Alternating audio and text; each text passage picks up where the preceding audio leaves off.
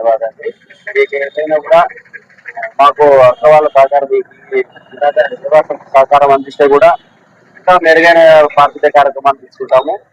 అక్క చెప్పినట్లు మనము రోగరహిత మండగిరిగా ఏర్పాటు చేసుకోవాలంటే ముందుగానే మనము రోగాలు రాకుండా ముందుగానే మన ఆరోగ్యాన్ని పరిరక్షించుకుని మన పరిసర ప్రాంతాలు శుభ్రంగా ఉంచుకుంటే మనకందరికీ మంచి ఆరోగ్యం ఉంటుంది. ఎందుకంటే రోగం వచ్చిన తర్వాత ఒక మనిషి రోజుకి 500 సంపాదిస్తే 15,000 రూపాయలు సంపాదిస్తాడు. ఒకసారి డాక్టర్ దగ్గరికి ఒక మనిషికి పోతే 5,000 రూపాయలు తక్కువ కాకుండా ఖర్చు వస్తుంది.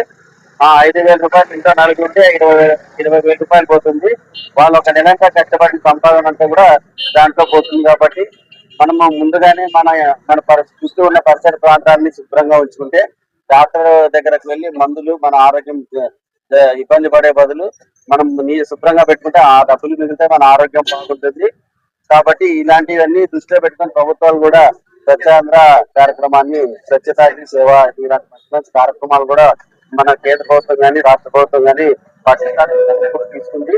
ఈ కార్యక్రమాలన్నింటినీ మనందరం కూడా మరింత బాధ్యతగా నిర్వహించి మంచి ఫలితాలు తీసుకొని వచ్చేయడానికి అతను కృషి చేయడానికి కోరుతూ మీ సంకల్పంలో మేము కూడా సపోర్ట్ చేసి మంచి రిజల్ట్ తీసుకుంటాం.